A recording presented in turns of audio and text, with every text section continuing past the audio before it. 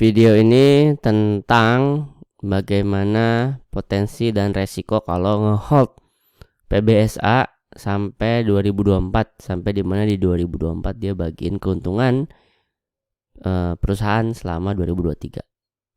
Buat Anda yang pengennya tahu fundamentalnya, terus pengen tahu valuasinya, kisaran harga wajarnya, terus kayak boleh masih masuk apa enggak, Anda bisa tonton video PBSA yang part 1 ya. Anda ke channel Saham Nyantai, terus cari aja video yang sebelum video ini ya. Ini kan PBSA part 2. Anda cari yang PBSA part 1, di situ dibahas fundamentalnya ya, di situ dibahas fundamentalnya sama valuasinya ya.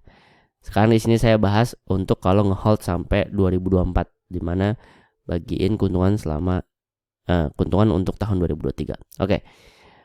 Kita tebak 2023 berapa kenaikan ekuitasnya ya. Dia sempat dari 2019 ke 20 itu cuman ya turun 0%, terus sempat 20 ke 21 naik 8%, 21 ke 22 naik 11%. Kita pakai rata-rata aja ya. Jadi ceritanya 2023 dia naik 6,4%.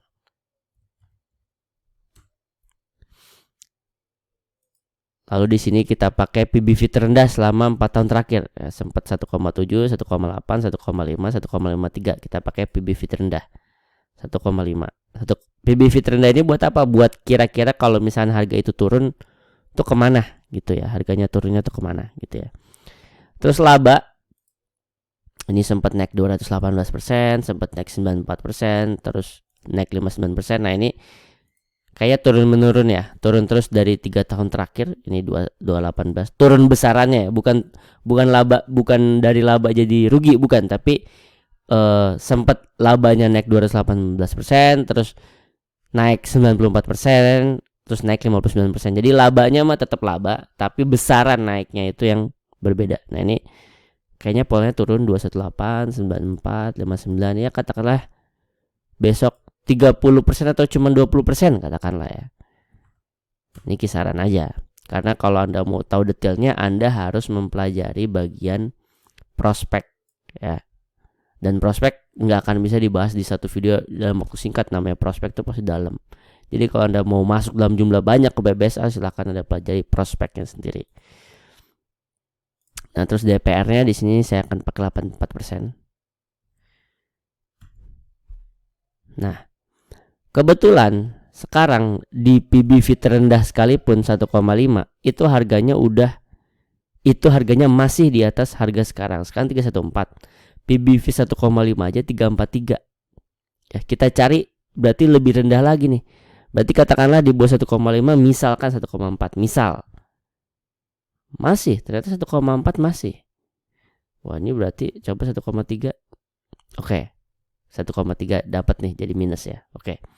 Jadi katakanlah kalau Anda beli PBSA sekarang, atau sekarang Anda lagi ngehold PBSA sekarang dengan berniat sampai 2024, di mana nanti 2024 dia bagiin dividen tahun 2023, yang mana tanggal bagi dividennya itu X dividennya kira-kira di Juni Agustus ya. Jadi berarti sampai Juni 2024.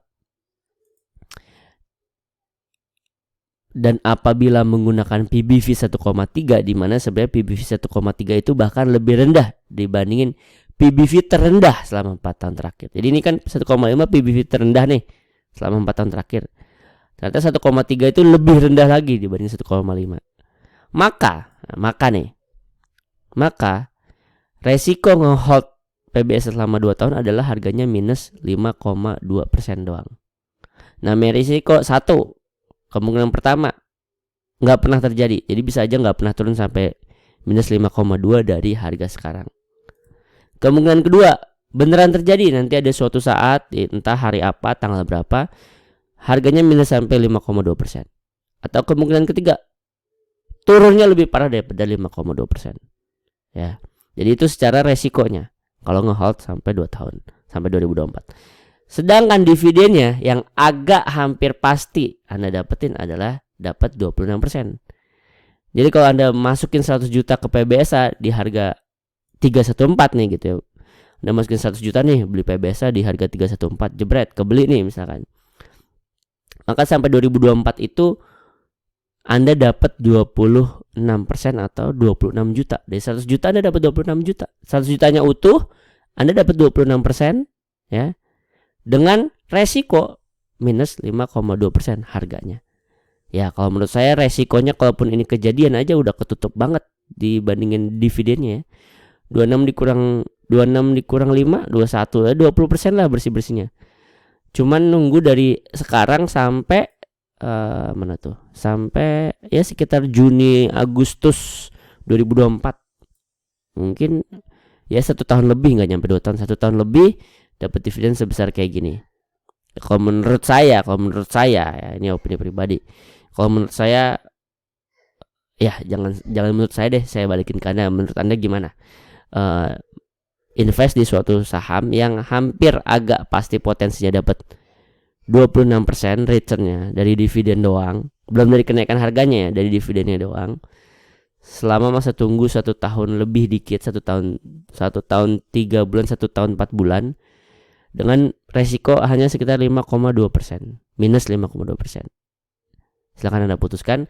Dan saya juga mau ngasih tahu sebagai penutup, saya punya bocoran 3 saham yang like invest, yang fundamentalnya mewah, yang valuasinya masih murah, dan prospeknya menurut saya masih cerah. Ini bocoran 3 sahamnya bisa Anda akses lewat link yang saya taruh di deskripsi.